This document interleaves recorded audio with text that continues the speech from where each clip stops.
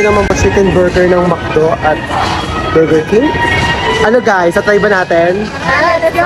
Let's go!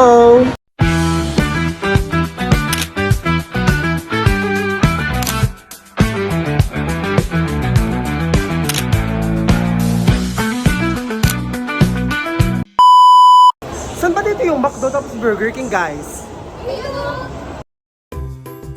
Now we're here at McDonald's located at the ground floor of SM City Marilao katabi ng Pizza Hut and Greenwich para itry ang kanilang McCrispy Chicken Sandwich.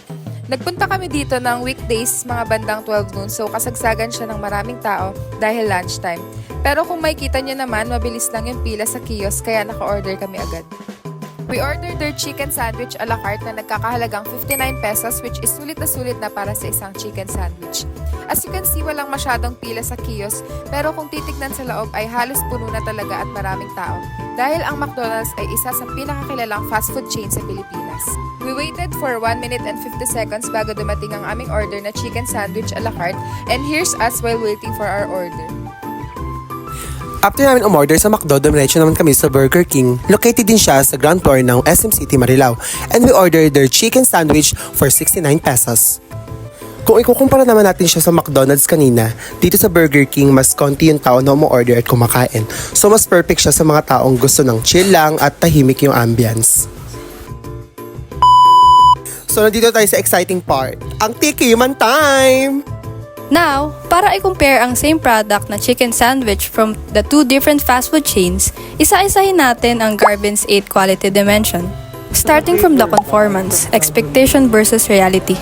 Kung titignan natin yung itsura ng chicken sandwich, sa McDonald's, malaki yung itsura sa ad. Pero nung dumating, hindi siya katulad sa picture na maraming dressing, pero overall, same lang naman.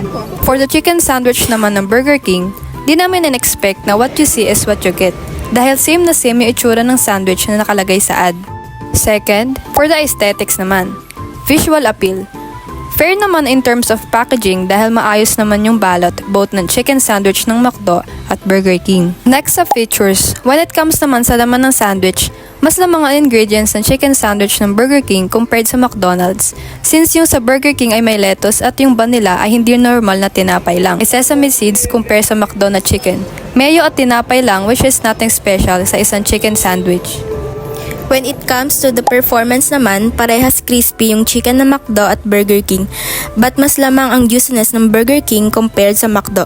Sa dressing naman, mas malasa ang mayo ng McDo kaysa sa Burger King. If we're gonna measure the durability, we waited for 10 minutes bago namin kinain yung takeout ng chicken sandwich from both fast food chains. And fair naman at parehas na crispy pa rin yung chicken after a while, which means it stayed good for longer. Para naman sa reliability, since hindi naman to ang first time namin na mag-order ng chicken sandwich sa McDo at Burger King, based on our past experiences, parehas pa rin ang lasa ng sandwich from other branch and consistent pa rin ang quality. So far, wala naman kaming na-experience na problem when it comes to the serviceability sa dalawang fast food chain. So let's go to the last, which is the perceived quality. Overall, from our perspective as regular customers, we see Burger King as authentic pagdating sa mga offers nila.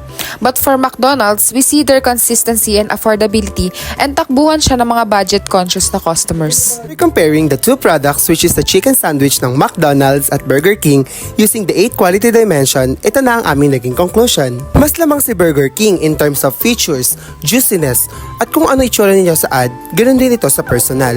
Meanwhile, sa McDonald's naman, lamang ito sa consistency, affordability at yung taste ay consistent. Overall, mas premium at mas satisfying ang chicken sandwich ng Burger King, pero kung tipid at familiar taste ang hanap mo, McDonald's pa rin ang go-to choice.